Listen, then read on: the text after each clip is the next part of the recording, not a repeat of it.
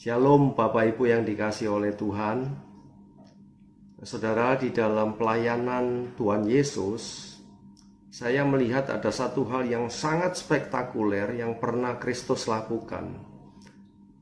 Hal spektakuler yang saya maksudkan di sini ialah ketika suatu hari seorang diri Kristus itu mengobrak-abrik seluruh pedagang hewan korban yang ada di pelataran Bait Allah.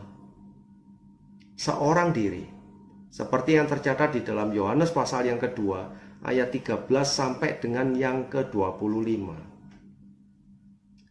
Dan menariknya saudara, kalau saudara baca dengan cermat, maka kita akan mendapati tidak ada satu pedagang pun yang berani membalas perlakuan kasar yang telah dilakukan Kristus kepada kepada barang dagangan mereka.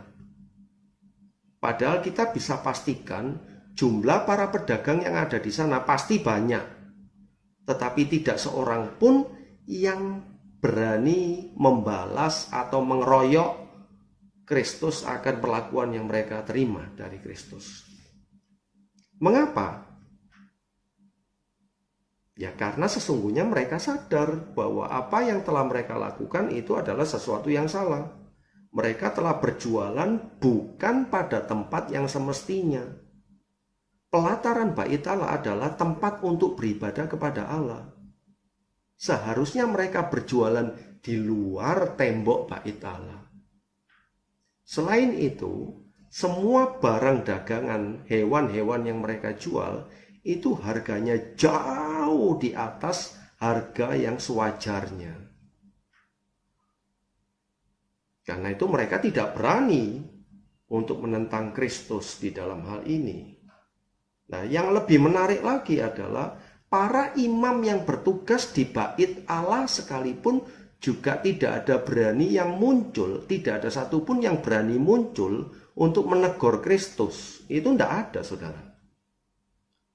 Kenapa mereka tidak berani menegur Kristus? Ya karena mereka mendapatkan keuntungan yang sangat besar sekali dari hasil penjualan hewan korban di pelataran Bait Allah tersebut.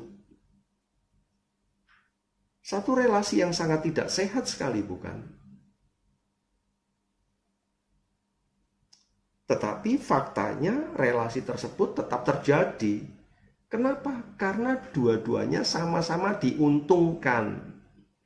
Di satu sisi para imam tidak menegur perbuatan dosa yang telah dilakukan oleh para pedagang yang telah berdagang dengan cara yang curang.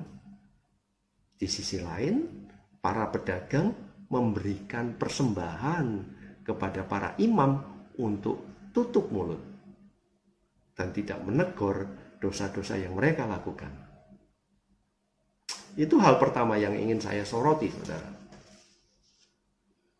Padahal sekali lagi, dua-duanya merupakan satu kejijikan di mata Allah.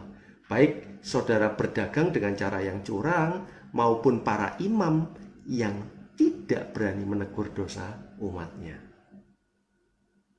Hal kedua yang ingin saya soroti adalah begini. Saudara perhatikan ayat 17 dan ayat yang ke-22. Ada satu kata sama, atau satu kata yang sama, muncul di dua ayat tersebut. Kata itu adalah teringatlah.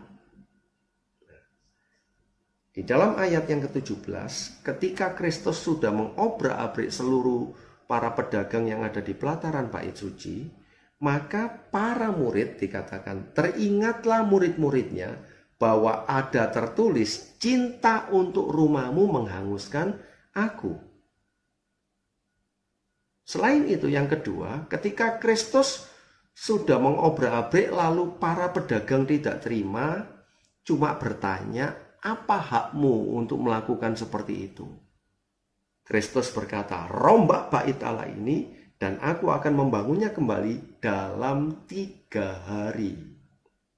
Lalu apa respon para murid? Mari kita lihat ayat 22.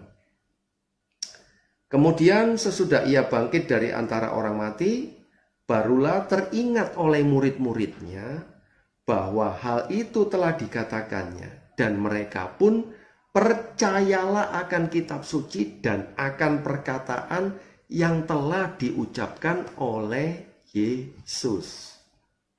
Saudara, menarik sekali yang terjadi di sini, saudara. Perhatikan baik-baik, Tuhan Yesus itu akan meneguhkan firman Tuhan yang telah saudara dan saya baca dengan sungguh-sungguh. Tetapi perhatikan baik-baik, itu hanya terjadi jika saudara dan saya membaca kitab suci dengan sungguh-sungguh dan merenungkan hal itu siang dan malam. Seperti yang dikatakan oleh pemazmur pasal yang pertama. Tetapi yang berbahagia adalah mereka yang merenungkan Taurat Tuhan siang dan malam. Sebab saudara, tanpa saudara dan saya membaca kitab suci dan merenungkannya siang dan malam, bagaimana mungkin Allah itu akan mengingatkan kita akan firman-Nya?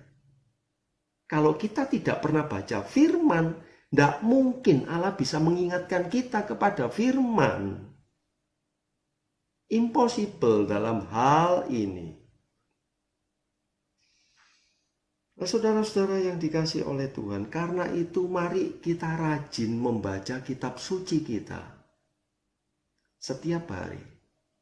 Karena Allah pasti akan meneguhkan bagian kitab suci yang kita baca pada saatnya nanti. Dan kalau itu terjadi, maka iman percaya kita kepada Allah akan semakin besar dan kita akan semakin percaya kepada kitab sucinya. Kiranya melalui perenungan firman ini, saudara dan saya sama-sama diberkati oleh Tuhan. Haleluya. Amin.